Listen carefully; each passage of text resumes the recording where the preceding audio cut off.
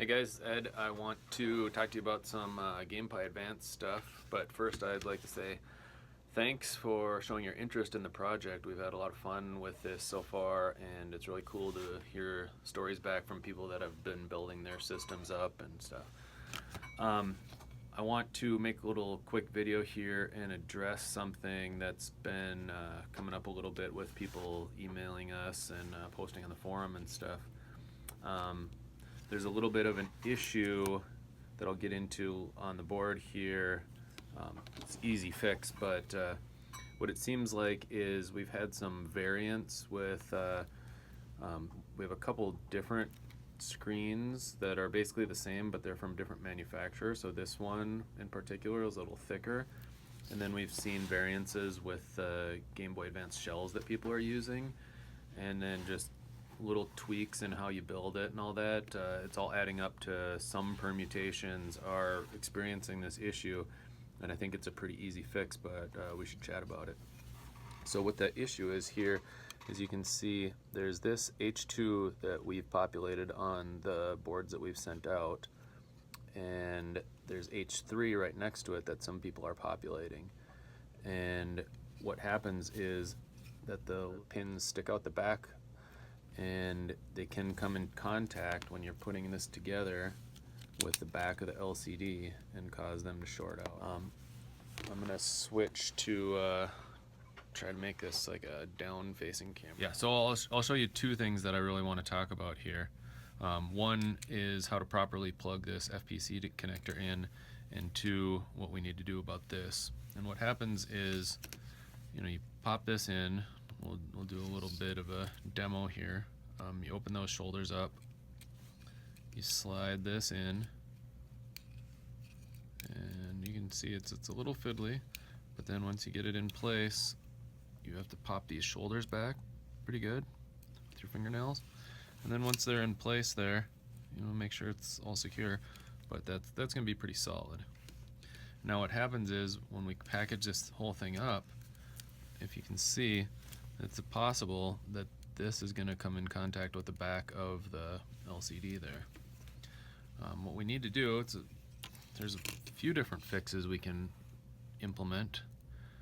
The easiest one to just write out from the start is just cut these nubs off. And I think, again, we're talking about permutations, different builders are doing different things. If you're populating this other connector, H3, and you're plugging something into there, that's a potential that you got leads hanging out the back or whatever. Just snip them really tight. It's also possible that you could be shorting out the back of this Pi connector against your LCD, but that's a lot less likely because there's this piece of the LCD that's going to kind of hold it up about that same height. But it's worth noting that you can go through and clip off all these, and that's not going to hurt anything. It just takes a little extra time there. Okay. The other thing is you can, I would recommend if you have some electrical tape or something, you can put it over the top of these connectors just as a kind of a safeguard.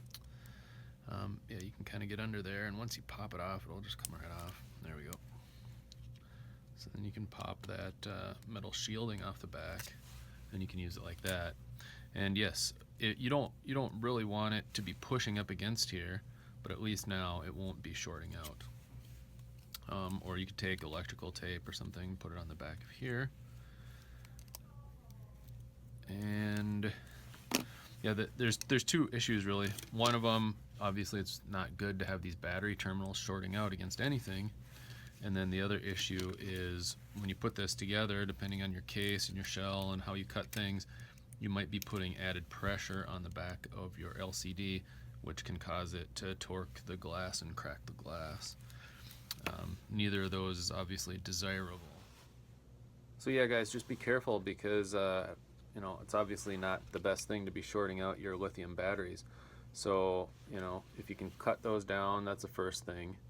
If you want to cut all of these down, that's not going to hurt anything at all. It's probably going to help you.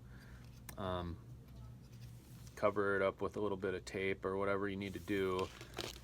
Pull that back off of there. That's fine too.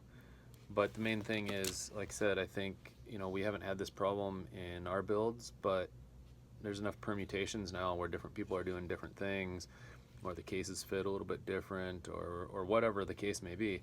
But this is obviously an area that we've seen a few people talk to us about, and it's an easy fix, but you have to know that it might be a potential issue, and you don't want to find out after you're putting the whole thing together, and then your battery shorts out or something. So anyway, happy building. And again, thanks for all the feedback we've gotten so far. We've been having a good time with it. So, all right, see you guys.